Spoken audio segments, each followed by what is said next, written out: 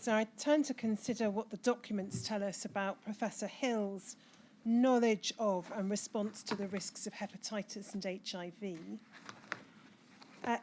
In the statement that Professor Hill made to the inquiry in response to an individual patient's statement, he said this about non-A, non-B hepatitis.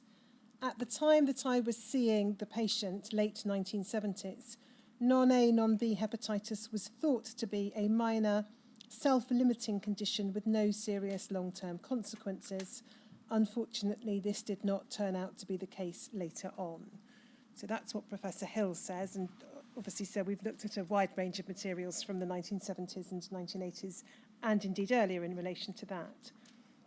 If we look then at the contemporaneous documents, if we could have, first of all, Henry, SHIN 5043, please.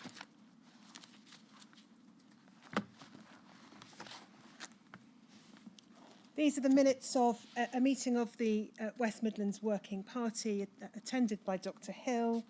And if we go, and indeed Dr. Stewart from the Queen Elizabeth Hospital, if we go to the second page, we'll see just over halfway down the page, a paragraph beginning Dr. Hill referred. Dr. Hill referred to the hepatitis risk in respect of freeze-dried factor VIII concentrate obtained from commercial sources. And with this in mind, he asked whether it might not be advantageous to reserve the supplies of concentrate obtained from the Lister Institute for children, leaving the concentrate obtained from commercial sources, largely of foreign origin, for adults. Dr. Stewart agreed with Dr. Hill as to the hepatitis risk and said that in case of doubt, he would prefer to use cryoprecipitate for children rather than commercially obtained freeze-dried factor VIII concentrate. So bearing in mind, of course, that all of Professor Hill's patients were children at the Children's Hospital, the evidence that we have from returns and from the Working Party minutes does not suggest that what is outlined here was implemented. Rather, we see, as we've seen from the returns, an ever-increasing use of commercial material and a decreasing use of cryoprecipitate. We know that Professor Hill, as a member of UKHCDO, attended a number of UKHCDO meetings. If we pick the picture up in November of 1979, Henry, could we have PRSE 40150?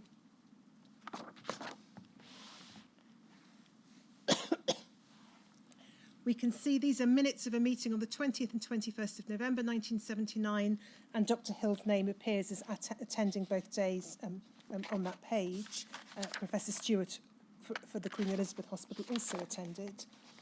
Henry, if we could go on, please, to page 18. I think that the page numbers are out of order. Can you go to the preceding page? Thank you. So we can see that there was reported at that meeting the report of the Hepatitis Working Party by Dr. Krask, picking it up about two-thirds of the way down that paragraph. The Working Party felt that it was important for the incidence of chronic hepatitis and haemophilic patients to be assessed. There was much discussion regarding the incidence of chronic hepatitis in haemophilic patients, the possible value of liver biopsies, and the type of information which directors would be willing to give to the Working Party. And there was discussion about the completion of a form in which directors would submit information to Dr. Krask in relation to signs of chronic hepatitis. If we go to the bottom of the page, there's a discussion about the relevance of age, and then Dr. Krask commented that most patients thought to have developed chronic liver disease had not previously had an overt attack of hepatitis, so a recognition there of the potential risk of chronic liver disease. There were various possible causes of hepatitis. Henry, can we then skip on 3 pages, please, because the document pages are out of order. Thank you. And one should keep an open mind to it. And then Dr. Krask is reported as going on to say there were 2 types of non-A, non-B hepatitis, and the agreement is that there be a new form for directors to report cases of chronic hepatitis. The actual report... Is the inference there that when he talks about hepatitis, he is talking about, probably talking about non-A, non-B? Yes. Yes, there are a number of discrete discussions about hepatitis B. They are normally in UK HCD materials by this time referred to. It's referred to as hepatitis B. That's not invariably the case, but that is generally the position. We can see the actual report that was being discussed at this meeting in November 1979, attended by Professor Hill, at HCDO 40135_023.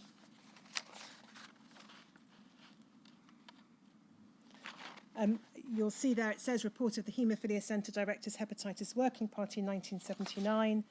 If we go on to the second page, there's a discussion hepatitis surveillance non-A, non-B, and a reference to there being an increase in the proportion of cases of non-A, non-B hepatitis reported in patients with mild coagulation defects receiving concentrate for the first time to cover operations. And then there is reference there to certain data in that respect. If we go over to page 5, please, Henry. You'll see the heading Mortality. No further fatalities directly due to acute hepatitis have been reported. One patient had acute non-A, non-B hepatitis followed by persistent raised enzyme levels in 1978. That patient's recorded as having died of a hemorrhage, possible that his hepatitis indirectly contributed to his death. A further patient at Oxford who died of causes unrelated to liver disease was found on post-mortem to have portal cirrhosis, and that person was hepatitis B negative. And the Working Party on Hepatitis report their interest in further cases to collect further evidence of the prevalence of chronic liver disease. The preliminary results of the patients at Oxford so far studied for evidence of chronic liver disease are given in Appendix 1. And you'll see there's a summary. 70 out of 174 patients had persistent transaminitis, but only 20% of these, only 20 of these so far, so 20 out of 174, perhaps not an insignificant number, have been found to have clinical evidence suggestive of chronic liver disease. So that's part and parcel of the material that Dr. Hill, Professor Hill, would have received and was discussed at the annual UK HCDO meeting. Professor Hill reported that back to the West Midlands region on the 3rd of December. If we could have SHIN 5037, please, Henry.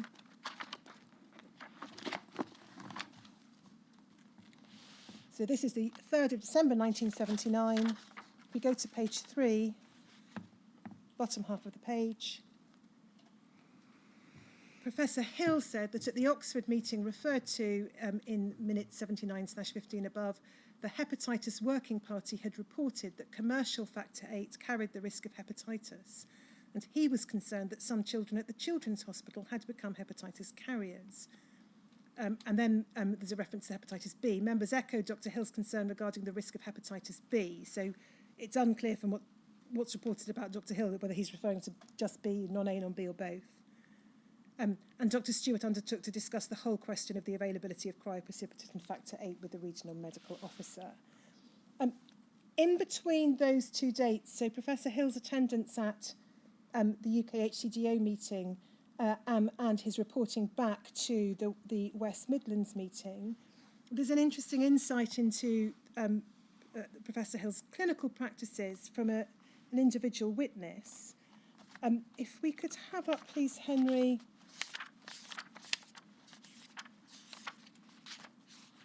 WITN 1103010, please. Thank you. You will see this is an extract from a patient's treatment record.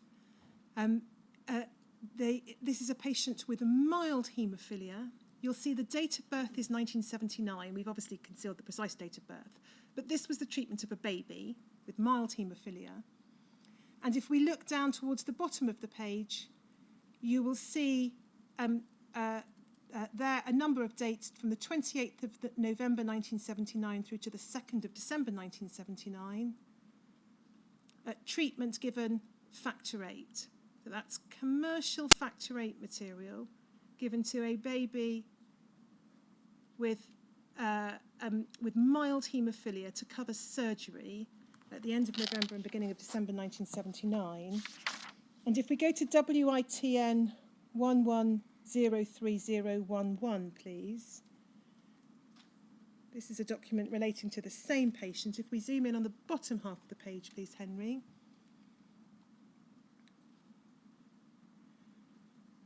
You'll see there that the first entry there, relatives at Glasgow with mild haemophilia, it's referred to.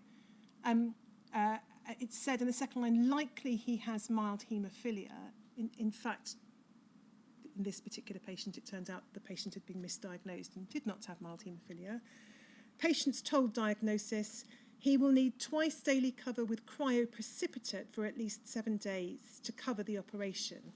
And then you will see the words or factor VIII concentrates have been added above cryoprecipitate. And then if we look at the next entry, for the 28th, operation arranged, Dr. Hill has organised for factor VIII infusion. So it would be open to the inference that cryoprecipitate was perfectly acceptable as cover. Yes, and for reasons that we do not know, factor VIII concentrates were used instead, commercial factor VIII concentrates, in this very young baby with mild haemophilia. Yes, who didn't actually have it, but they didn't know that at the time. No. Who did contract hepatitis C, probably as a result of this infusion. Yes. And you'll see how that, you'll see that the coincidence of timing, if I can put it that way, in terms of that treatment, following on from the discussions at the UK HCDO meeting.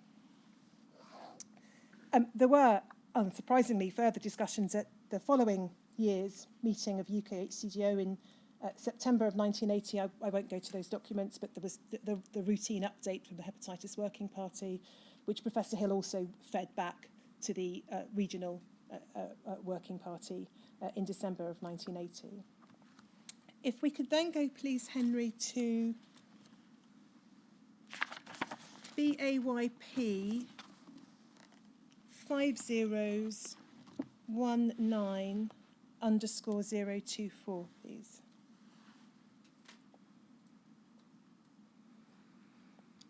This is an internal Qatar document, 27th of February 1981. It's a discussion or a report of a visit made by the Qatar sales representative to Birmingham Children's Hospital on the 9th of February. It says most of the West Midlands Regional Health Authority have been firm armour accounts for about 4 years. Dr. Hill's attitude was therefore one of friendly hostility. There's then a discussion about usage. And then if we go down, we can see choice of product dictated by 3 parameters: price, and there's a reference to the Regional Health Authority being contracted to armour until October 1981. And then this, hepatitis risk. He, that's Professor Hill, stated that some commercial products have a higher rate of infectivity than others. I questioned this closely. No names were given. The inference was that Armour's product is the cleanest. Supposedly info from UK directors. I have no evidence of this at all and frankly don't believe it.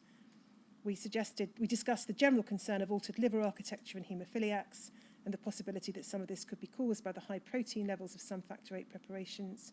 He thought that the Armour high-potency product was a step in the right direction. And then you'll just see the third factor that fed into choice of product was packaging and the availability of particular home treatment packs. But I draw attention to it for the purposes of the discussion in relation to hepatitis and the risk of hepatitis from commercial concentrates. If we then go, please, to SHIN 5034,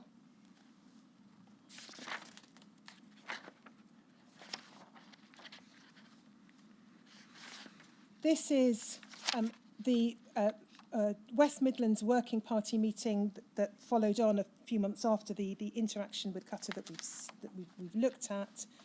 And if we go to the bottom of page 2, please. There's no reference to hepatitis at all. What we do see is the reasoning for the award of the regional contract. So Mr. Edwards, who's from the Regional Supplies Department, laid on the table details of tenders received for the regional contract for the supply of commercial factor 8. Tenders invited from 6 firms, 5 had replied. Members considered the information before them and recommended that the contract made by ARMA should be accepted. It was agreed that the home treatment pack supplied by ARMA was superior to that of Qatar. It was also felt that there were advantages in remaining with the existing supplier and thus avoiding the complexities of changeover. And then there was a discussion about the period of the contract and a suggestion that a period of 1 year was appropriate. So no discussion there of any issue about relative risks of infectivity informing the decision as to which firms tender to accept. We then, in terms of documents that refer to hepatitis discussions, move on to January 1983. This is the meeting at London Airport, or to London Airport Hotel with Immuno. We've looked at on a number of occasions. I'll come back to it in a moment when we look at AIDS, but Professor Hill was one of the attendees at that meeting, and we know that there was a prolonged discussion about this possibility of hepatitis-reduced factor commercial concentrates. If we then look at SHIN 5030,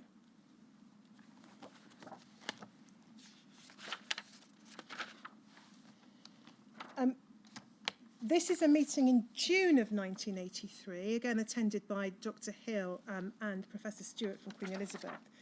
If we go to the second page, under the heading Regional Contract, there's a further discussion about the tendering process. It was agreed Mr. Stanton should invite tenders on the basis of £3.5 million worth of units of commercial factor 8. Dr. Shinton, Dr. Hill and Mr. Stanton would meet to adjudicate when the tenders had been received. So Dr. Hill had a decision-making role in relation to which tender to accept. Unfortunately, there are no minutes of those discussions. It was agreed that the following points should be taken into consideration at the adjudication meeting.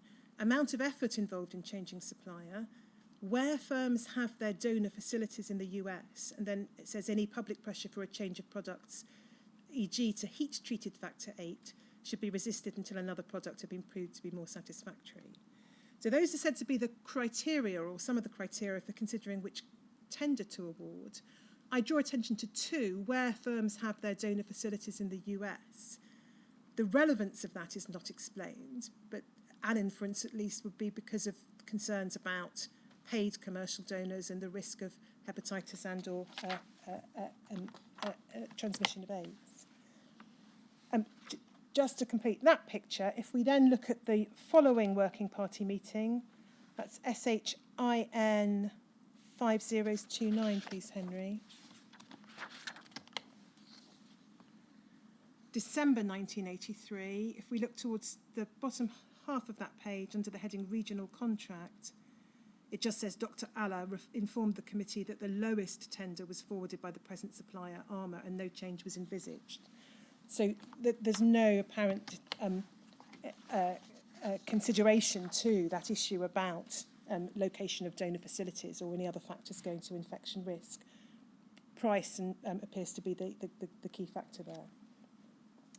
That's the material, such as it is, in relation to how the risk of hepatitis was or was not being considered at the Birmingham Children's Hospital in the second half of the 70s, beginning of the 80s.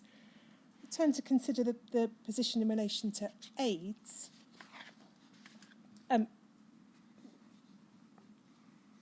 If we will just go briefly to that January 1983 meeting with Immuno at the London Airport Hotel, PRSC 302647.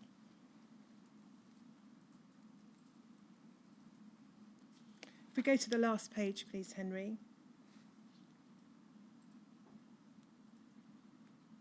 We can see from the list of attendees that Dr. Hill was there. So whilst we've obviously looked at this document on a number of occasions, there may be those who have a particular interest in the Birmingham Children's Hospital who have not heard the evidence in relation to this document. So I think it's important to show, first of all, Dr. Hill was there, and then if we go to the previous page, please, Henry. The bottom half of the page under the heading Acquired Immunodeficiency Syndrome, we can see that in this January 1983 meeting, there was a detailed update given, possibly by Dr. Krask, about the position in relation to the developing knowledge of AIDS. Reference is made to up to the 10th of December, some 800 people have been reported as suffering from AIDS, 45% mortality, and then up-to-date figures given in relation to the haemophiliacs in the states affected. 10 affected, 5 died, youngest 7. And to the cases of blood transfusion or platelets transfusion, including the San Francisco baby case. So that would all have come to Professor Hill's attention on the 24th of January if it wasn't already known to him. And if we just continue over the page, we see then the discussion continuing in relation to the incubation period, appearing to be 6 months to 2 years, and then the meeting's attention being expressly drawn to the New England Journal of Medicine articles on the 13th of January. So again, if Professor Hill had not read those articles on the 13th of January in the New England Journal of Medicine, he would have learnt about them within the space of a couple of weeks through this meeting.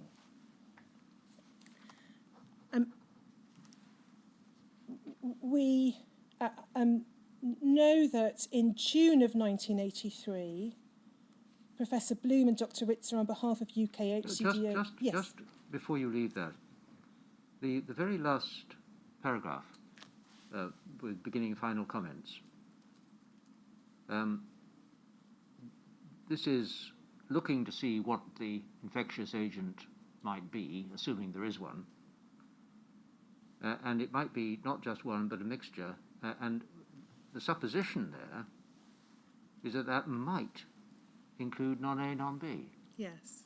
So if that is so, then non-A, non-B would give rise not only to a risk of hepatitis, but also to a risk of giving rise to, in due course, the AIDS syndrome. Yes. And obviously, whilst we know that not to be the case, that was being advanced as one possible matter to be considered. It's regarded as a risk? Yes.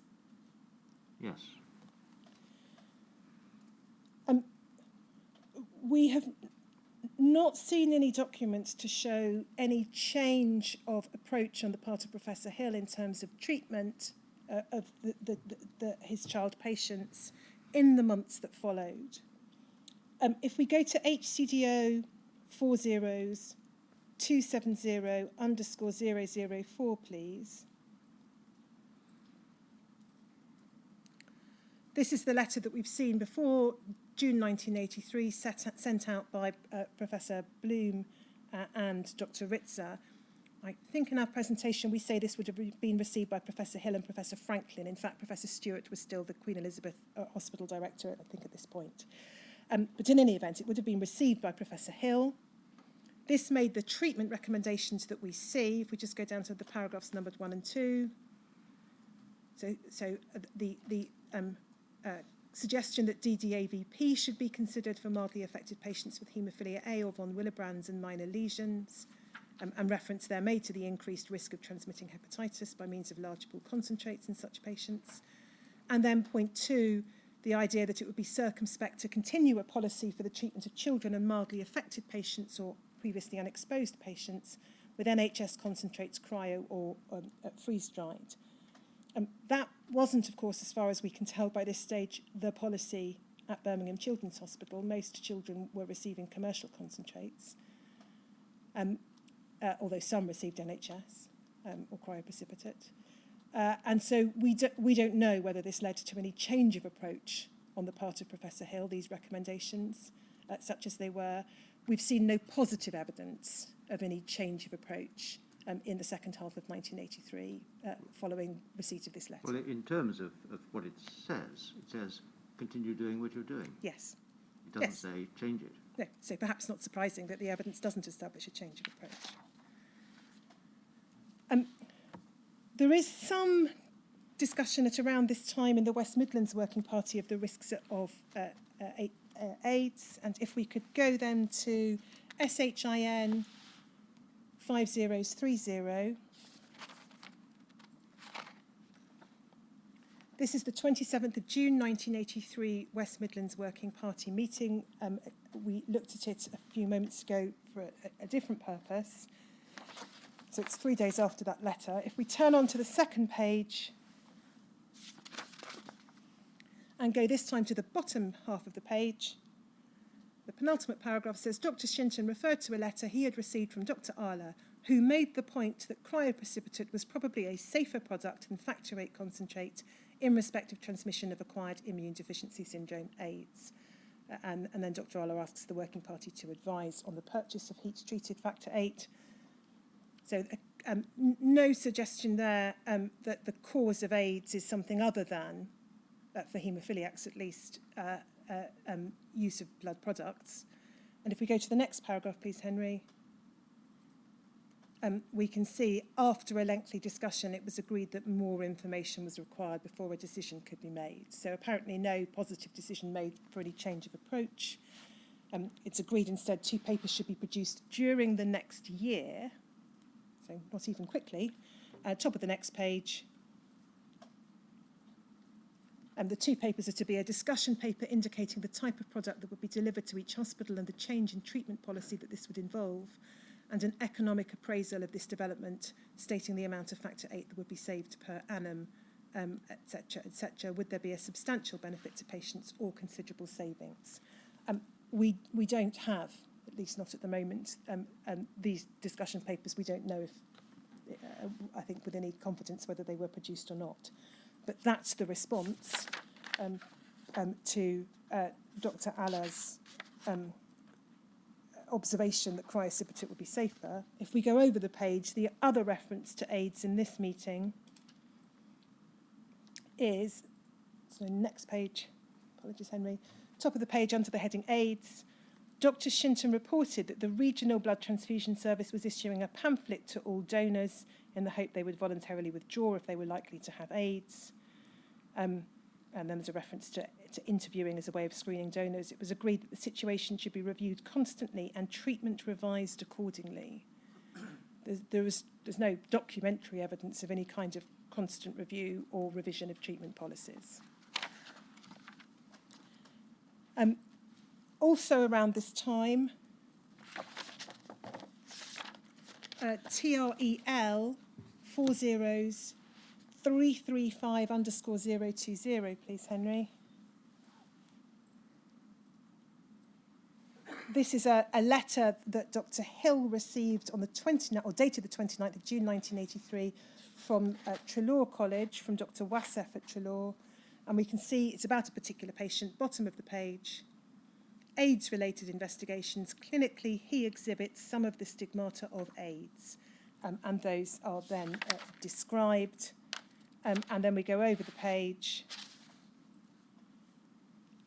For your information, we've undertaken the enclosed AIDS-related tests. We're repeating these before the end of term, and we'll let you have the results when they're available.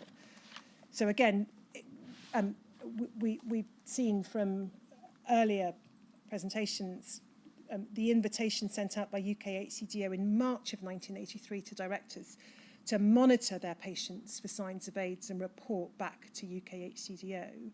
We can see here evidence of that being undertaken at Treloar, and the results of that being fed back to Professor Hill.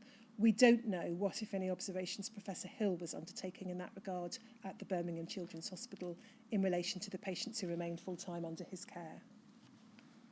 So it would follow that whatever was thought of at the time of the risk that blood products might transmit the cause of AIDS, they were actually taking significant measures involving a fair bit of time and clinical investigation to discover if any person taking blood products had actually got any signs. Yes. Yes. So it appears they were taking at least the risk very seriously to that extent. In terms of examination of patients, the translation of that into any action in terms of changes of treatment policies is what one looks for but doesn't find. Yes. In relation to the Birmingham Children's Hospital, at least. We know that Professor Hill attended the October 1983 UK-HCDO annual meeting. I won't go to that, but you'll recall, sir, that's the meeting at which Dr. Chisholm raises the possibility of returning to the use of cryoprecipitate, and Professor Bloom says there's no proof that commercial concentrates were the cause of AIDS. If we then move on to the next West Midlands Working Party meeting, that's at SHIN 5029.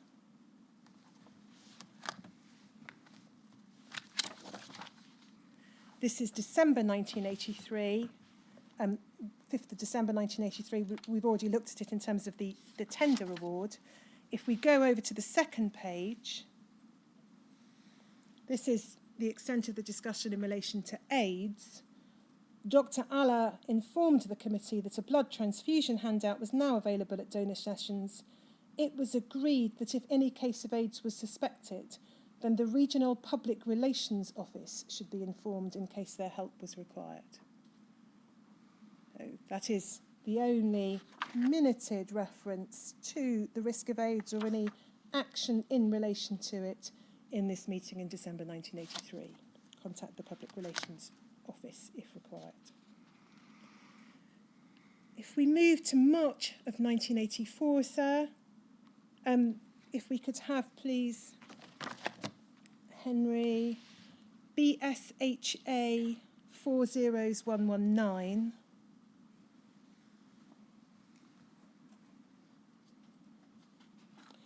We know that Professor Hill attended and presented a paper at the conference of the British Society for Haematology and Netherlands Society of Haematology joint meeting in late March of 1984, held in Exeter. If we go to page 6, I think, Henry. We can see that there was a session on haemophilia chaired by Professor Bloom. We can see reference, if we go down the page, to there being a paper presented by Dr. Kernoff and Professor Lee about high risk of non-A, non-B hepatitis. And we know, obviously, that translated into a paper that we heard about from Professor Lee last week. And then there's reference to immune function in haemophiliac, so a paper presented by a number of representatives, including Professor Ludlam. And then we'll see two papers presented by Dr. Hill, Professor Hill, one referred to at the bottom of the page about von Willebrands, and top of the next page. This was a paper about altered T-cell lymphocyte populations in haemophilic boys, co-presented by Professor Hill. And if we go on, please, to... I think it's page 37, Henry. Yeah, so here's a summary of the paper presented by Professor Ludlam and others. And the second paragraph tells us that haemophiliacs are at risk of developing the acquired immunodeficiency syndrome, possibly due to contamination of commercial factor VIII concentrates by a causative virus. And then if we go on 2 pages, please, we see a summary of the paper presented by Professor Hill and others relating to observations of hematological and immunological abnormalities, particularly in relation to the T4-T8 ratios associated with high usage of factor VIII products.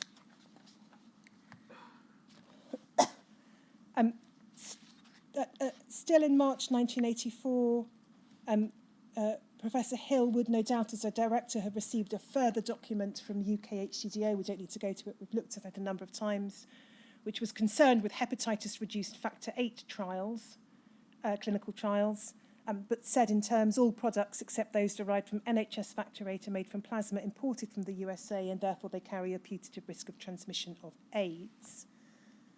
We then come to the Working Party meeting, the West Midlands Working Party meeting, 14th of May 1984. That's SHIN 5028.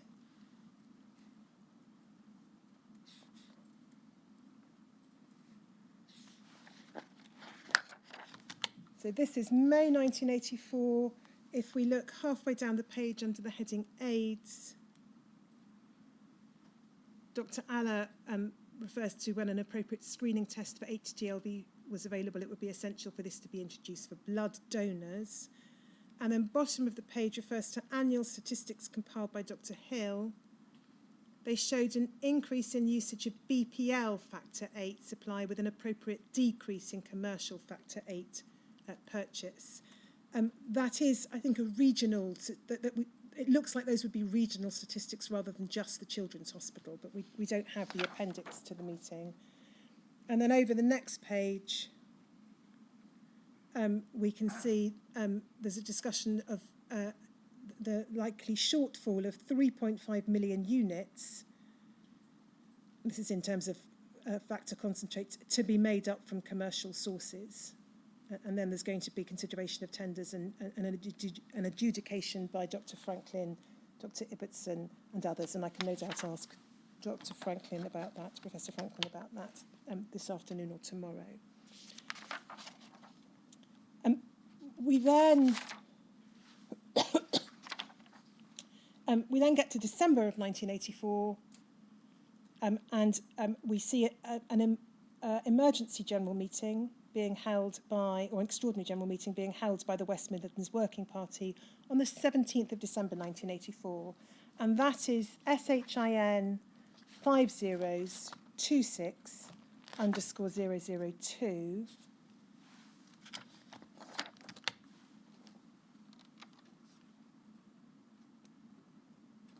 Could we try that again? It's not that. It's SHIN 5026_002. Thank you. So it's the West Midlands Working Party again, an extraordinary meeting held on the 17th of December, this is 1984, to discuss the implication of AIDS on the provision of concentrate for the treatment of haemophiliac. So this would appear to be the first detailed discussion that the Working Party has held on the implications of AIDS for treatment, and it follows that meeting of reference centre directors on the 10th of December and the production by reference centres of their AIDS advisory document, although the latter may not have reached the Working Party by then. We can see it refers to a meeting was held to discuss the implications of the use of factor 8 concentrate in the light of the death of 2 haemophiliacs from AIDS. Dr. Hill informed the committee that following an outbreak of TB at the Children's Hospital, the incidence in haemophiliacs was similar to that in immunocompromised leukemic children. And there's a discussion in relation to that. And a research product is now underway at the Children's to investigate immune states, T4, T8 subsets, antibodies to HTLV3 and other findings associated with the AIDS syndrome. The committee agreed with Dr. Hill that seroconversion to HTLV3 antibody positivity was linked with factor 8 concentrate, which was more likely to be imported rather than NHS. The committee accepted that the use of factor 8 concentrate was associated with the risk of transfusing the AIDS virus. And then if we go down a few lines, Dr. Hill informed the committee that the statistics regarding the incidence of AIDS in HTLV3 positive patients had risen to 1 in 50. It was considered imperative that heat-treated factor 8 should be made available to haemophiliacs as a matter of urgency. Unfortunately, the chairman, that was Professor Shinton, informed the committee that this was unlikely to occur with NHS factor 8 until the 1st of April 85, that ARMA heat-treated material would be available in January 85. Following discussion, a treatment policy to cover the interim period was agreed upon, and here we finally reach a change of treatment policy. Mildly affected patients, haemophilia A and von Willebrand's, to be treated with DDAVP or cryoprecipitate. Newly diagnosed severe haemophiliacs to be managed wholly on cryoprecipitate. So no suggestion that that was impossible to achieve, either clinically in terms of efficacy or in terms of supply.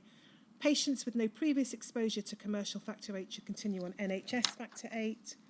Over the page, patients with previous exposure to commercial factor 8 should continue on NHS factor 8 if available, and heat-treated commercial factor 8 when not.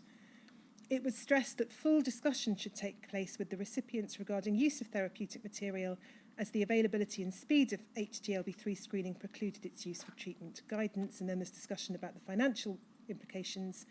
And then under the heading General Advice, this was left to the discretion of the individual centre directors, The views of the meeting were that all haemophiliacs and parents of children affected should be appraised of the action being taken locally. It was stressed that spouses of haemophiliacs should cease to be blood donors and that sexual activity should be regularised and a sheath used. Medical staff, haemophiliacs should be treated as a high-risk group from the point of view of transmission of AIDS. Management as for hepatitis B positive would be acceptable. So that's the discussion that then took place in December of 1984, and obviously one issue for you, sir, will be whether those kind of discussions could or should have taken place earlier, and whether there should have been any changes in treatment practice or approach at an earlier stage. If we then just go to SHIN 6026_001, sorry, SHIN 5026_001, Henry. We can see, this is the letter as sent to Professor Shinton, but it was sent to all members of the West Midlands Working Party, 19th of December.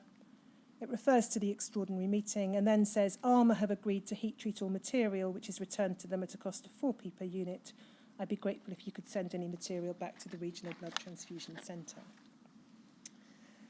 So there are then further meetings in 1985 of the Working Party. I'll just give the dates rather than go to the documents. On the 15th of February 1985, the West Midlands Working Party met again. On this occasion, they noted that their interim guidance drawn up in the minutes we've just looked at was at odds in some respects with the UK HCDO's AIDS advisory document, and so there was an adjustment of treatment strategy to reflect the UK HCDO's AIDS advisory document. And there was a further revision of the treatment guidelines on the 29th of July 1985, following Professor Bloom's letter to the BMJ about the safety of unheated cryoprecipitate. In the meantime, it would appear that efforts were made to obtain heat-treated factor VIII supplies for patients at the Children's Hospital, and we can see two letters, CBLA 0002092.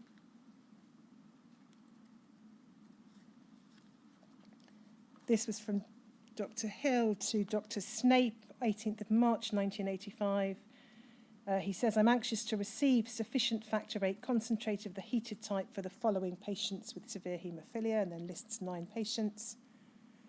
And then he says, I wish, if possible, to maintain all these patients on NHS concentrates, either because they're allergic to other concentrates or because they would be useful to include in a study of the use of heat-treated NHS factor VIII concentrate, and because this product is potentially safer. The other 50 severe haemophilic boys under my care are all receiving ARMA heat-treated factor VIII. So that seems to be the position as at March 1985. 50 boys with severe haemophilia receiving ARMA heat-treated product, a request for NHS product on a named patient basis for these 9 patients. Then, if we just go to BPLL 306105, please. There's a slightly curious letter. This is a later letter. It's from Dr. Smith at BPL, stated the 18th of March 1991, talks about 8Y transfer charges to children's hospitals and says this, in 1985, BPL adopted, without publicising it, the policy of ensuring the limited supply of 8Y would go first to HIV-negative and previously untreated patients. Many of these were children attending haemophilia centres at Great Ormond Street and Birmingham Children's Hospital. These children were invaluable to BPL's clinical proof that 8Y does not transmit HIV or hepatitis, but their value can be extended further because they've never had anything except 8Y. This may hold the key to other, e.g. immunological questions, which cannot be answered any other way. Supplies to these 2 hospitals and to other centres with patients in the first trial were guaranteed by delivery via PFL, which was given this allocation for support of clinical trial. When it became clear that someone would have to pay for the product, both centres, Dr. Han and Dr. Hill, wished to continue the arrangement on the understanding that BPL would transfer charge their RHA. That's what my transfer stamp means. So there appears to have been some debate in 1991 about a stamp that had appeared on some documentation. And then Dr. Smith continues, when supplies of 8Y became adequate about 1990, I asked again whether they wished to revert to assured direct supplies from BPL, and they preferred that the existing system should not be disturbed until they let me know positively. If there is any difficulty in Birmingham, Dr. Lane should be invited to assess the value of Dr. Hill's several very productive clinical trials before any abrupt decision is taken. As you'll appreciate, these understandings have not been documented, but I will do my best to recall distant events if controversy threatens.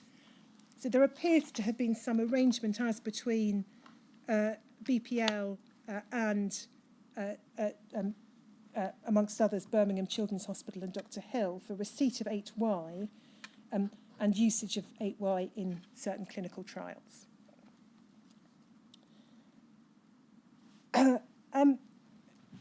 Just picking up then events after 1985 relatively briefly, if we go please to ARMO 40519, please.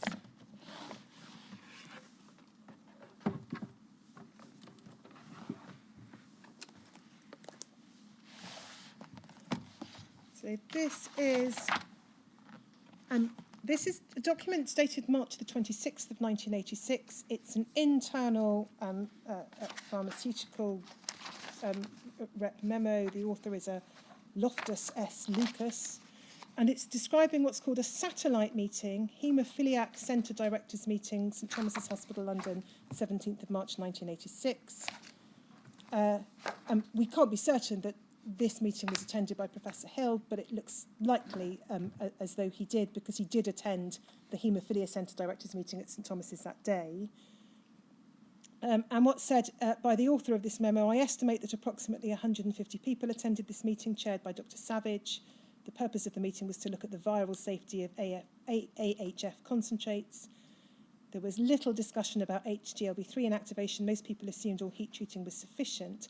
And then there's some reference to some presentations about hepatitis.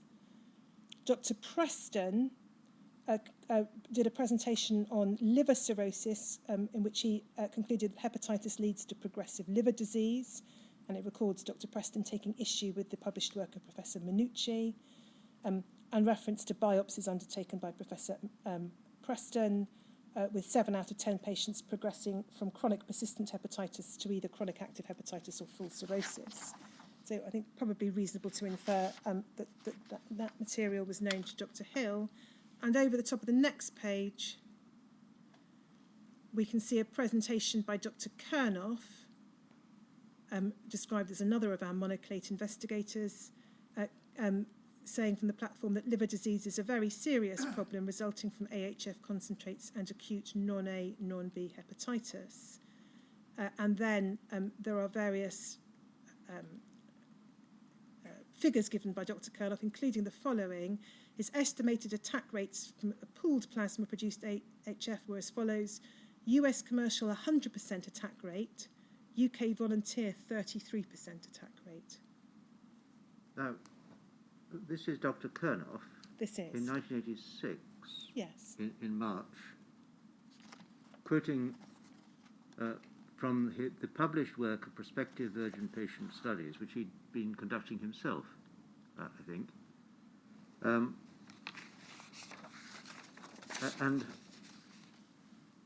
Professor Lee understood that the result of the study was that there was essentially little difference between NHS concentrate and commercial concentrate in terms of causing hepatitis for those patients who had not been treated with any form of concentrate previously.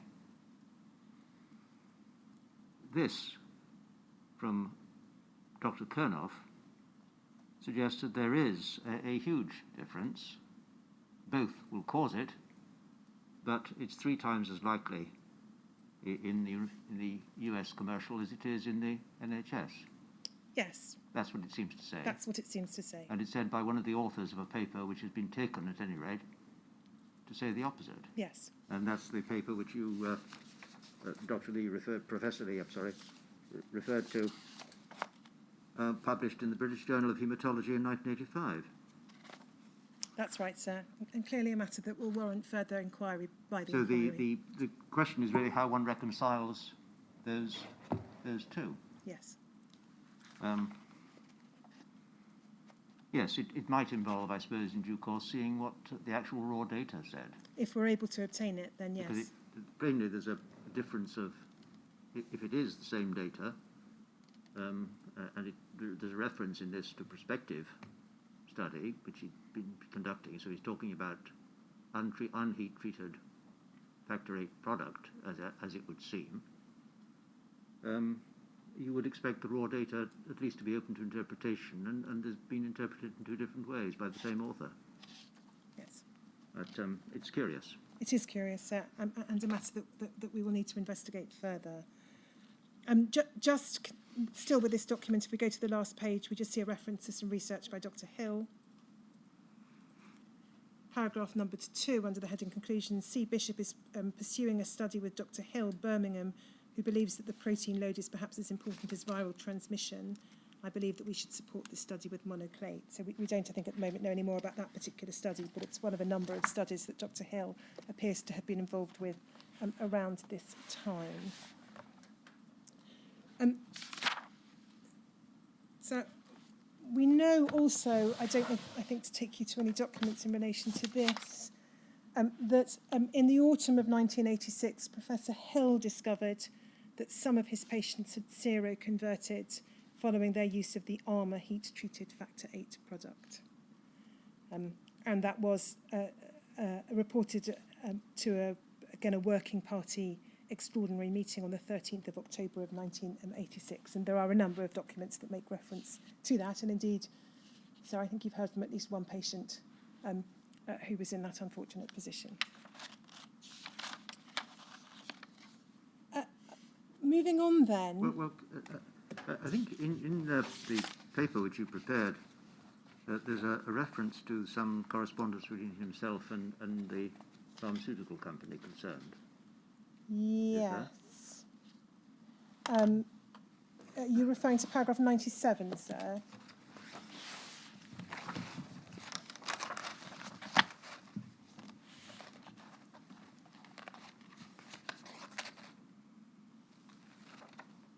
No, but that's a different... I'm not sure. So no, that's a different document. Not what I had in mind. I had in mind that there was a question of to whom the outbreak was first reported. Yes, I'll see if I can find the references there later in the paper. I'm conscious of time, sir, so I'm moving relatively quickly through the documentary material, but we'll find that and come back to it if we can. Okay. The issue I was proposing to move on to is what information was or may have been provided by Professor Hill to his patients or their parents. Dr. Hill's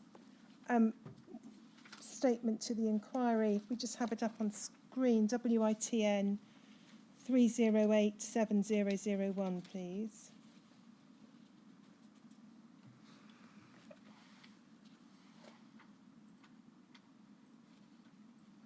Go to the next page.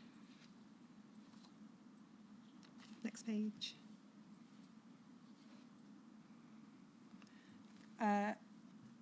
He says in paragraph 5 this: when a child was first diagnosed with haemophilia, I, or sometimes a member of my team, had a discussion with the parents about treatment with blood products and the risk of potential infection with certain viruses. So that's his evidence about the discussion that might take place when a child was first diagnosed with haemophilia. The evidence that the inquiry has received from patients paints a different picture. I'm not going to go to any of the underlying documents, but we've sought to summarise some of the evidence that you've heard so far on this issue.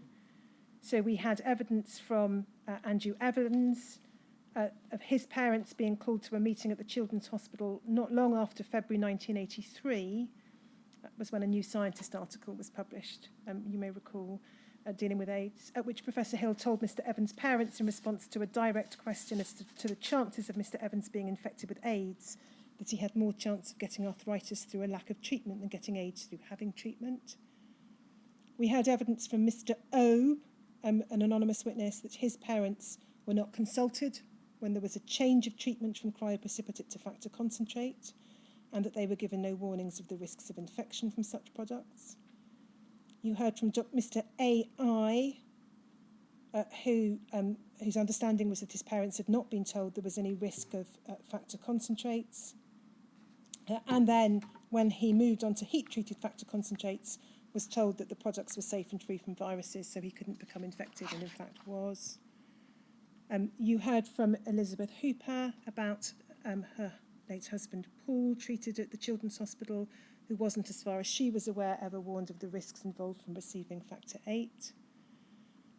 You had the evidence of Stuart Gregg, that his mother was never told of the risk of infection from factor 8 concentrates, and the evidence of Mr. A.N., that neither he nor his parents were informed of any risks from factor products and were told it was a wonder product. There is documentary evidence of Professor Hill providing written information to parents in January of 1987. There's a letter informing them that the factor 8 supply was changing. There is no documentary evidence that we've found from any earlier date providing any equivalent information. So that's in terms of risks of treatment. You can take that down. Thanks, Henry. In terms of the rates of HIV infection at the Birmingham Children's Hospital, a report from April of 1986 identified 60% of the patients at the Children's Hospital being positive to HIV. In a report in March of 1987, Professor Hill reported 5 haemophiliac AIDS deaths in the region, 4 patients with AIDS symptoms, 140 haemophiliac HIV carriers in the West Midlands region. At a further working party meeting in November 1987, it was reported that the number of HIV patients was continuing to rise. A 1990 UK HCG return records that there were 23 patients at the Children's Hospital with HIV in 1989 and 38 negative patients. There will, of course, have been some new patients by then. In terms of the arrangements that were made for testing children at the Children's Hospital for HIV, Professor Hill's statement, the statement I had on screen a moment ago, suggests that when HTLV3 testing came in, he tested his patients from stored samples. We don't know precisely when testing was undertaken, but if we go, please, to ARMO 40375.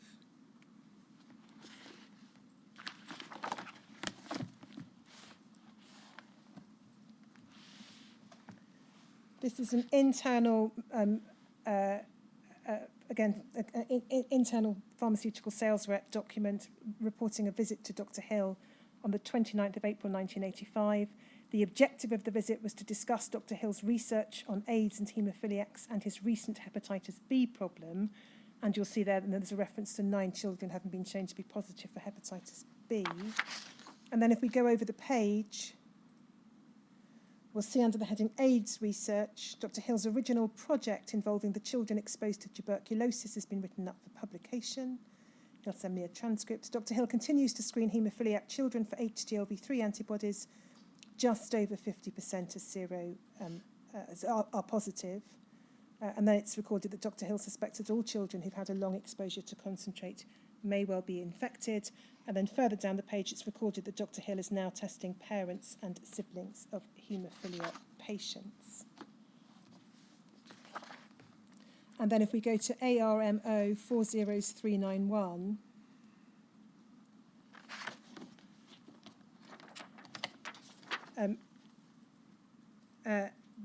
there's again an internal ARMA update and it said the situation now known to me at the present is Birmingham Children's Hospital, 32 patients, 52% of those tested HTLV3 antibody positive, and there is identification of specific batches said to be involved. So a very significant proportion of the children treated at the Birmingham Children's Hospital were infected with HIV. If we go to DHSC 0039636,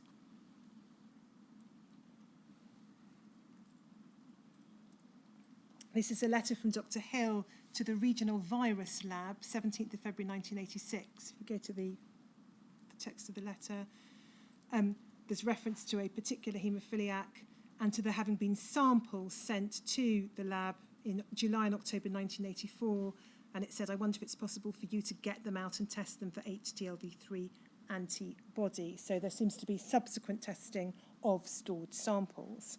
The extent to which that was known to the patients or their parents it is unclear.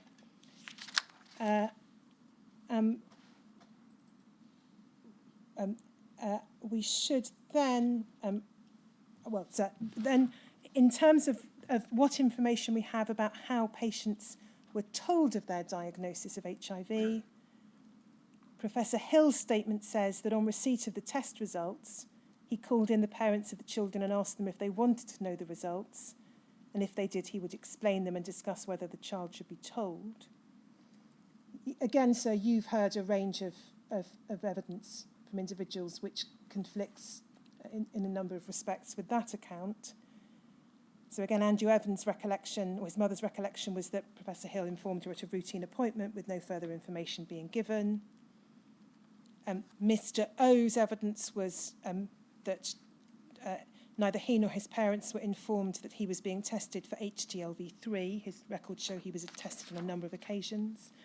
And they suggest a delay, or his records and his evidence suggested a delay between the date of his test and his parents being informed. There was evidence from Mr. AI that his mother was told he was HIV positive over the phone. And then, so you'll recall, no doubt, the evidence we heard from Martin Beard and the correspondence we looked at, I won't go into it again, which at least one inference that you could draw from it is that there was a deliberate decision not to inform Martin of his infection. Well, that's what the letter appears to say. Yes. Or at least to record the writer having been told by Professor Hill. Yes. Another witness, Mr. Gregg, said that neither he nor his mother were ever told in terms of his diagnosis. It just became apparent over the years. And another witness has told the inquiry in her written statement that she found out her son was HIV positive by reading it in his medical records. And when she raised that with her son, she was informed that Professor Hill had already told him at the age of about 12 of his diagnosis without his parents being present, and she hadn't known. So that's some of the information that the inquirers received. I should say that when I refer in the presentations to statements received or oral evidence received from the inquiry, we're referring to only part of the evidence received by the inquiry, to those statements which have so far been disclosed.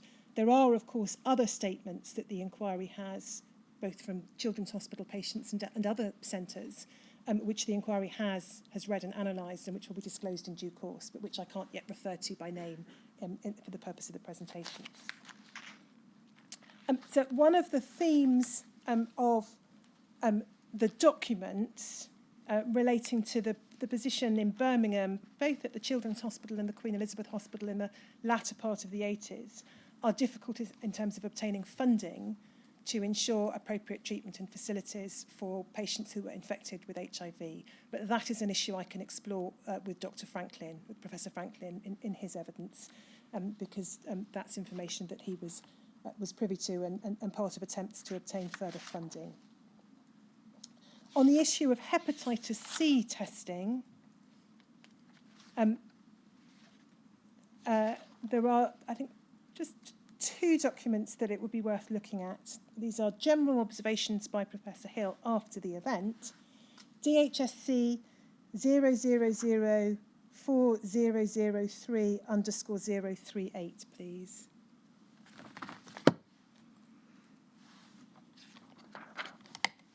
Now, this is Professor Hill, I think, having a conversation in his capacity as UK HCDO chair with Mr. Charles Lister at the Department of Health. So it doesn't necessarily follow that he's talking about his own practice within the Children's Hospital, but it says this: I've been talking to Professor Frank Hill about the allegations that patients were tested for Hep C without their knowledge, and that some found positive were not told until years later. He thinks that this is quite likely to be true. And then there's a discussion of various possible explanations for that. Some patients included without their knowledge in blind trials. There might have been a concern about telling people the bad news, especially if they already had HIV. Concern that no one knew exactly what a positive antibody test actually meant, or some may have been children so that their parents were told but not them. And there's one further letter, which this is alluded to, HCDO 40-254_644.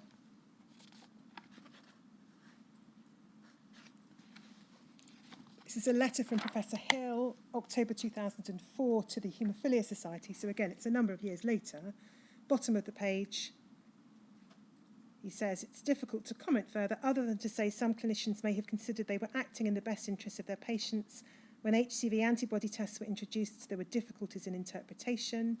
The test indicated past infection, but until there was a PCR test, ongoing infection could not be excluded, and then there was the issue of treatment and how it would be funded.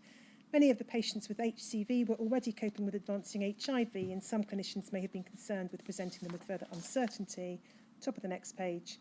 Since early 1990, medicine and its practice has evolved from what could be described as a paternalistic approach to a doctor-patient partnership. So those are his reflections or contributions after the event. We don't have any evidence from Professor Hill directly in relation to what his practice was in terms of either screening patients for hepatitis C once the test was available, or his practice in terms of informing them. But there again, you have a range of evidence from Professor Hill's patients, and we've summarised some of the evidence received so far in the note. So again, Mr. Evans, for example, neither he nor his parents were informed by Professor Hill that he'd been infected with hepatitis C. This only became apparent, he said, later in a clinic appointment with Dr. Wild. Evidence of Mr. O that he wasn't told until 1995, again, once he transferred to the Queen Elizabeth Hospital, that he had hepatitis C. And the evidence of Mr. Gregg's mother was that she was told that her son had non-A, non-B hepatitis, but it was so poorly explained, she thought it meant he didn't have hepatitis A or hepatitis B, and so was free from viral hepatitis. So I think I'm conscious of the time, and there are just two further documents I wanted to refer to. The first may be the document you were referring to earlier, sir. ARMO 40510.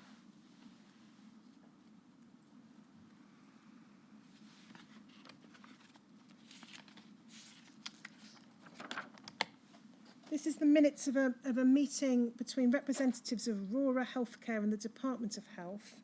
And you'll see from the first paragraph, it's a discussion about seroconversion in response to Armour's heat-treated factor VIII, and reference to a case reported by Dr. Hill of the Birmingham Children's Hospital. If we go to the next page, we'll see second paragraph. You just zoom in on the second paragraph, please. So Mr. Jeffries is said to have asked how Aurora were proposing to handle the current situation. It was inevitable that news of this additional seroconversion and its circumstances would be in the public domain fairly shortly, possibly by the end of the next week, as there was a meeting of all Haemophilia Centre directors in Edinburgh. Mr. Christie mentioned that Dr. Hill did not intend to disclose the details of his case to the Haemophilia Centre directors meeting until it was absolutely essential to do so. Unless it was absolutely. Yes, sorry, unless it was absolutely essential to do so. He had only discussed it with Dr. Ritzer and the area supplies clinician, apart from ourselves and the DHSS. If this was the case, then it might be possible to hold the information from breaking into the public domain for a little longer, although Dr. Hill would have to inform the parents of the children who had seroconverted. So it would appear from this at this stage that the pharmaceutical company, the Department of Health, Dr. Ritzer and the area supplies clinician have been told this information by Dr. Hill, but not yet the parents of the children who'd seroconverted, and it wasn't information Dr. Hill was planning to disclose to his fellow directors at the next meeting.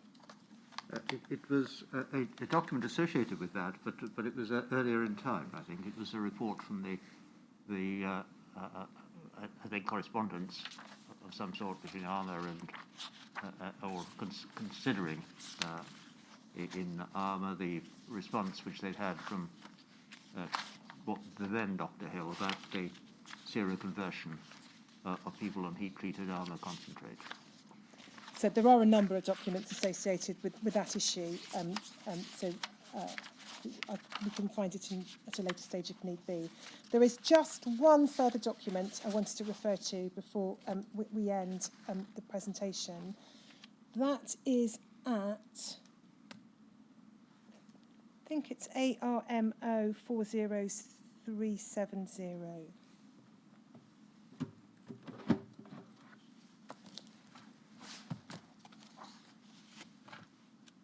Yes.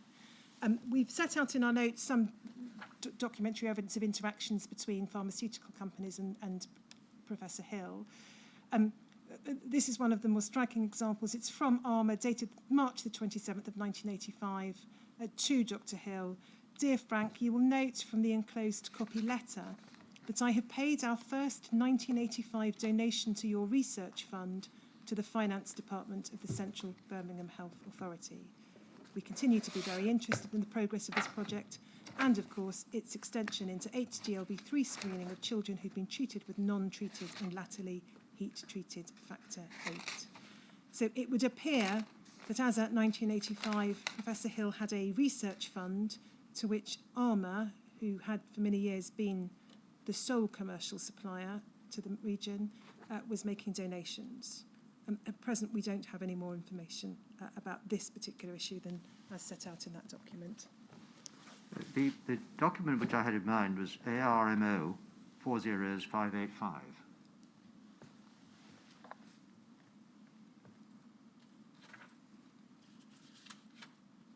Yes, if we zoom in on that, please.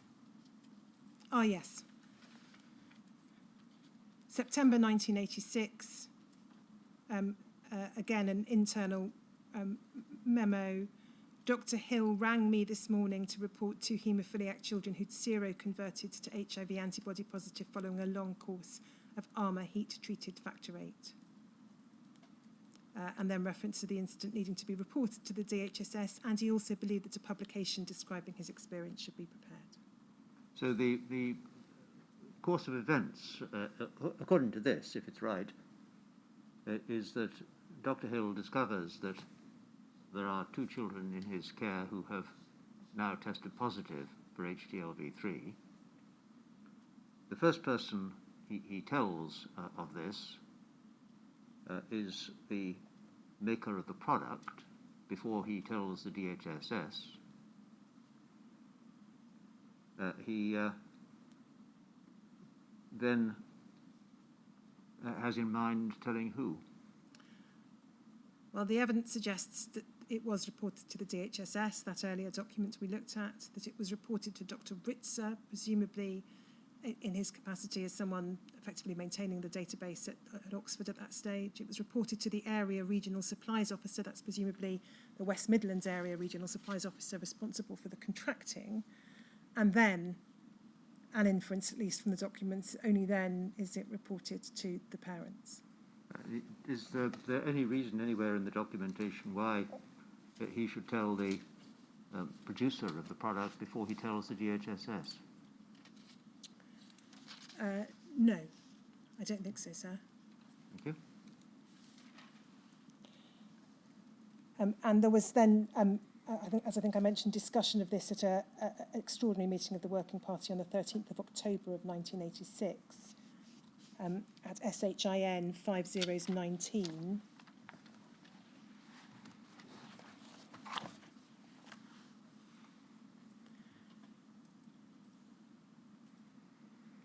If we go down the page, we'll see Dr. Hill outline the events culminating in the calling of the emergency meeting of the Working Party.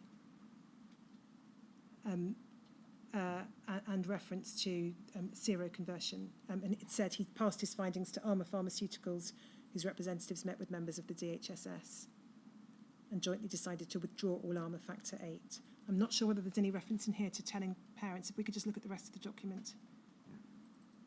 Henry. We keep on going.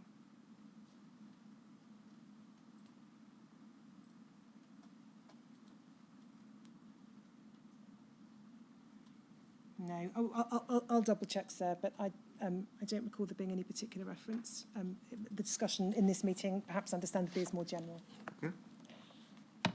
So obviously there is more in the presentation I haven't covered, in particular in relation to the issue of VCJD, but that's detailed in some considerable detail in our written presentation, which has already been provided to recognise legal representatives of core participants and will be published on the Inquirer's website in due course. So I don't propose to say any more today about the Birmingham presentation, but we'll obviously continue our consideration of Birmingham with Professor Franklin this afternoon. Yes, well, we'll do that at 2 o'clock, shall we?